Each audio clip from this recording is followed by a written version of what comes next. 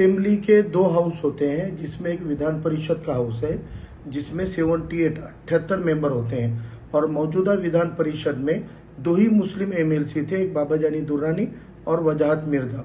लेकिन अब अफसोस की बात है कि 27 जुलाई को उनकी टर्म खत्म होने से पहले जो चुनाव हो रहे हैं, इसमें कांग्रेस, एनसीपी, शिवसेना और महायुति महाविकास आघाड़ी किसी ने भी मुसलमान को उम्मीदवारी नहीं देने से अब विधान परिषद मुस्लिम मुक्त विधान परिषद बन गई है।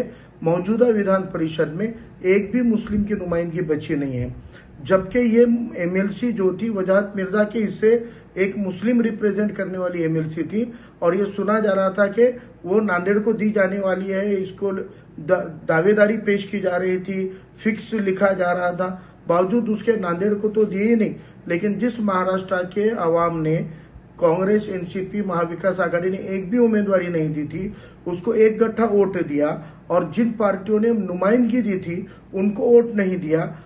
इसका सिला ये मिला कि वो तमाम उलेमा इकराम, वो तमाम समाजी लोग जो सियासी नहीं होते हुए भी जिन्होंने महाविकास आघाड़ी को जिताया, आज उन्होंने आपकी 22 रियासत में लोकसभा की उम्मीदवारी जीरो की थी, और अब विधान परिषद में भी उम्मीदवारी न देकर, और विधान भवन में, विधान परिषद में अब एक भी मुस्लिम नहीं रहेगा। जहां पर साइन होए तक, जहां पर मंजूर होने तक कोई भी कानून नहीं बनता।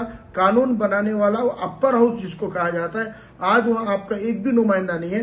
तो आपकी नुमाइंदगी अगर इस तरीके से जो पार्टियां जो विचारधारा खत्म कर रही है, अब उसके पीछे कब तक खड़े रहना है। हम देख रहे थे कई दिन से नांदेड़ से हम पीछे लगे हुए हैं। आपको किसी के पीछे माजूर होने की, भीख मांगने की, कटोरा लेके जाने की कोई जरूरत नहीं है। आपके वोटों के दम पर ये चुन के आते हैं। आप साथ ना दे तो ये चुन के नहीं आएंगे। और इस महाराष्ट्र के पसमानदा, पिछड़े तबके और मुसलमान एक हो जाएंगे तो खुद के एमपी और खुद के एमएलए चुन के ला सकते हैं। और अब ये अगर नहीं किया है तो फिर विधानसभा में तो सवाल ही नहीं है, क्योंकि इन पार्टियों के तरफ से मुस्लिम कैंडिडेट चुन के नहीं आते हैं। ये रिकॉर्ड है। 45 साल से तो उन्होंने टिकट ही नहीं दिया, लेकिन अब टिकट भी देंगे तो उनके पास में दलित और मुस्लिम उम्मीदवार को वोट टर्न करने की ताकत इन किसी भी पार्टियों में नहीं है।